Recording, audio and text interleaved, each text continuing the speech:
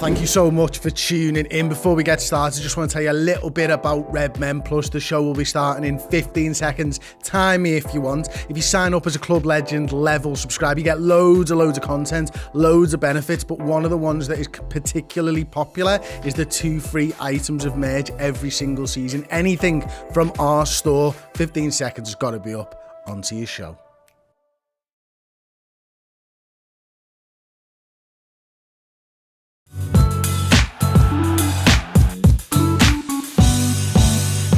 Hello everyone, welcome to the Redmen TV. It is the Starting 11 prediction show. I am live on YouTube. If you are joining me on Twitter right now, get over to youtube.com/the Redmen TV for the Starting 11 prediction show for Liverpool versus Manchester United, Old Trafford, Monday night. Jurgen Klopp, Erik ten Hag, Liverpool, Manchester United, the biggest game in English football, bar none.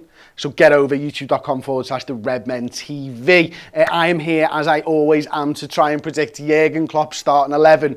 Don't hate me. I'm trying to predict what Jurgen is going to do. All right? All right? Just save the hate for the player rating show when I actually give my opinions. So I'm going to start with the goalkeeper. And in goal, I think it's going to be one Mr. Alisson Becker, barring a muscle injury between now and Monday night. There you go. That's an alarm. I'll turn that bad boy off. Alisson Becker's going to start in goal. He's going to have to start in goal. Everything's falling on the floor around me. I'm just going to have to wing it. You know who else is going to be winging it later when he gets from that left back position up to that left wing position? One Mr. Andrew Robertson. He's going to be playing left back for Liverpool in this side against Manchester United. I think Virgil van Dijk is going to make it a centre half, and he's probably going to play with Joe Gomez.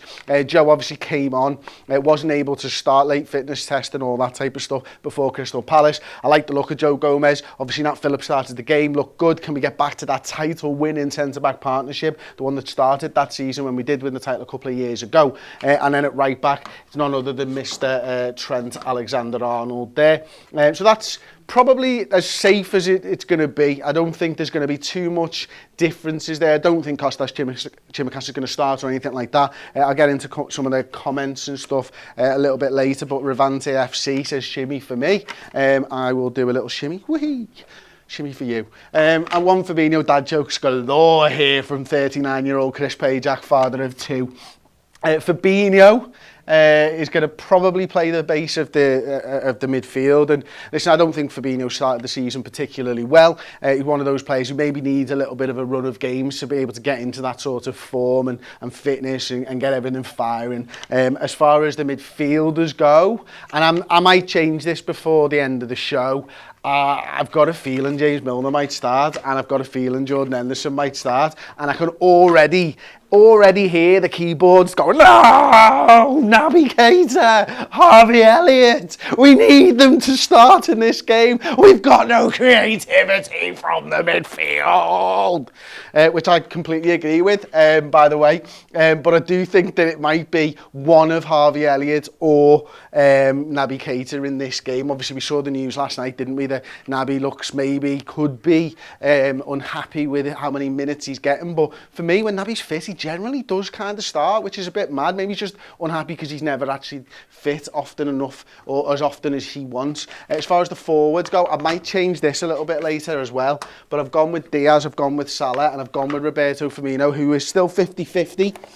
Of course, but he did make training today, and Jordan Henderson wasn't pictured early on and then was pictured in a necklace. So I have no idea what that means, but I've seen sprinters win the 100 metres Olympic finals in chain, so I imagine it means that you can probably train in football. I imagine it also means that he doesn't wear his necklace/chain for the actual games. So obviously I'm going to put up some of the subs. I did have them in order, of some type of order, but I don't anymore, so let's just run with it. Vandenberg, Carvalho, and I will discuss who I think should play.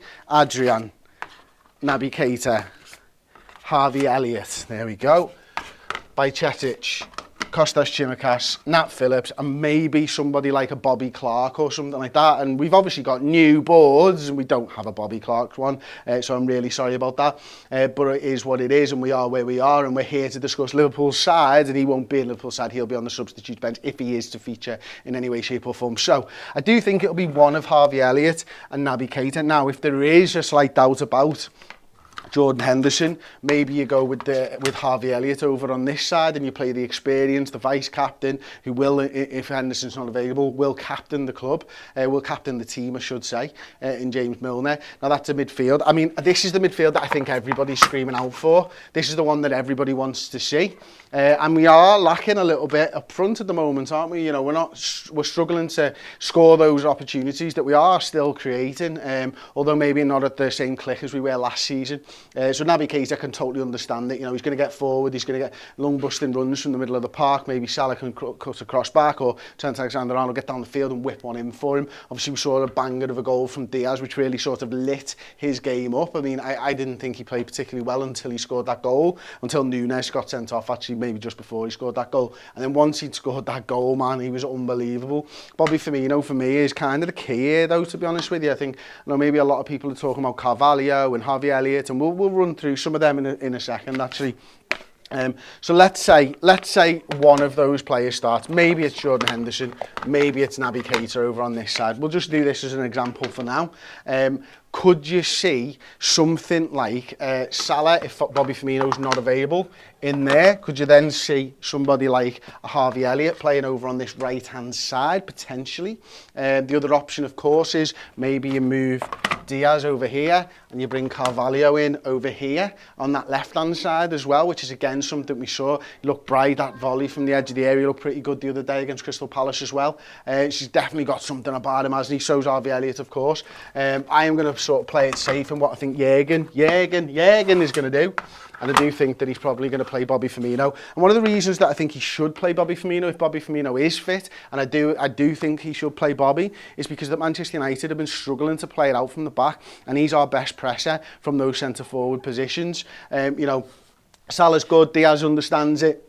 Bobby Firmino wrote the book, and I think that he could cause major issues for somebody like a David De Gea and Martinez if he's to feature again. Lisandro Martinez for Manchester United. We know how poor on the ball Harry Maguire is already. Very good player, of course, doesn't seem to have that sort of telepathic understanding of what the other centre-half's going to do, because I don't think anybody stood next to Harry Maguire is going to guess exactly what he is going to do, because, you know, he makes stuff up on the spot. But other than that, I mean, it is really difficult. You know what I wouldn't mind seeing? Jordan Henderson in the base. I'm not saying this is exactly what I would do, but, you know, something like that, while Fabinho's maybe not into the form that he is in, maybe you could see a Jordan Henderson in there instead. I do think you need a little bit of experience in Manchester United away, and that's why I'd be slightly concerned about playing maybe Elliott and Carvalho in the same team. I don't think that's going to happen. I do feel like if he can play the captain in this one, he probably will play the captain, and it's then between Naby Keita and Harvey Elliott for this. So I'm gonna throw that on there for now. As I say, I do think that Jürgen might just go with a little bit of James Milner in the middle of the park. And James Milner in the middle of the park, that you go, yeah, that experience, maybe you can bring somebody like a Harvey Elliott in there as well, which would be quite interesting. But I'm going to put that side back on now. I'm going to get into some of the comments and stuff now that everybody is saying. Gary Morgan says, I say Harvey Elliott on the right and Mo Salah down the middle. How about that? Yeah, just looked at that one, didn't I, a minute ago. Diaz down the middle and maybe Carvalho on the left, says Jay Waters. Not really seen much of Diaz down the middle. Let's have a look at... Now, one of the things here, why maybe I don't think it would be this way around, is just because of how new he is. I think if you're going to play one of the new young lads, then you may be potentially playing Elliott over him, because probably in the pecking order, Harvey Elliott's above Carvalho, if that makes sense. So although I like it, I'm not 100% sure about Diaz in the middle anyway. I'd much rather move Salah into the middle because he's a known quantity for me. And I think Elliott's probably just a step ahead of Carvalho in the squad at the moment. So we'll move that back to where we had it originally. We'll get back into the comments. Pritam Day says, Chris saying back 5, Fab, Hendo, Elliott, Diaz, Bobby, Salah, Fab, Hendo, Elliott. Now, where do you play Elliott and Hendo? I mean, does Hendo move to this side because he's a more experienced player? He's able to do that a little bit more? Or are you wanting to see a little bit more of a sort of asymmetrical 3 in the middle, with Harvey Elliott joining the attack a little bit more, Henderson sort of playing a bit more of a 2. Don't really like Jordan on that left-hand side, to be honest, and I'm not really sure Harvey's played loads on that left-hand side either, which is the only thing that makes me think, maybe, maybe not, type of thing there. So I'm going to move that back to where it was originally. We'll get back into some of those comments. Oh, these boards are lovely. Jay Spearing on the bench, Michael McGuinness. Oh, you might be right, but I do think we need some kind of a forward there, maybe. 43-1, Elliott in the 10, says Golf. Well, we just kind of looked at that. Elliott, Bagshaw, Chris, do you not think we should play Carvalho central if he does play central for Fulham, just a little bit deeper? That's an option, isn't it, I suppose? Quite a few people have sort of said that to me this week, and maybe just sort of play on the fact that Diaz and Salah are going to be our 2 main guys. But again, if you can play Bobby Firmino, for me you do, because of his pressing and how good he is at it. So it's all interesting. Elliott has to play for me, was so good against Palace, says Levi. Niall B, if Fab starts, I'm hoping Klopp has given him a kick up the arse. Mate, everybody needed a kick up the arse. He needed a kick up the arse the other day, didn't he? And that kick up the arse ended up being Nunes getting sent off. Chris Reese just says, hopefully no Firmino. Woof. Sly. I say Harvey on the right, Mo Salah down the middle. Yeah, we've done that one, apologies.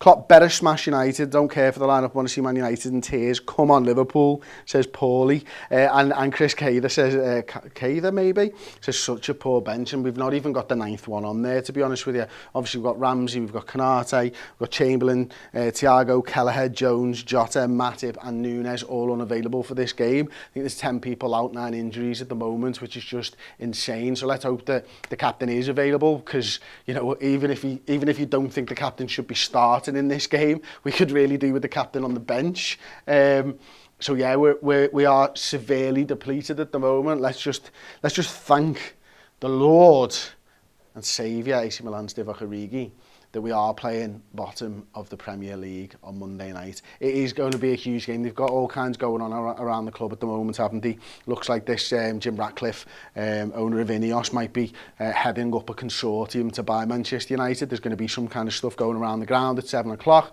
I believe some kind of protest marches and stuff. So it promises to be a bit of a mad one again.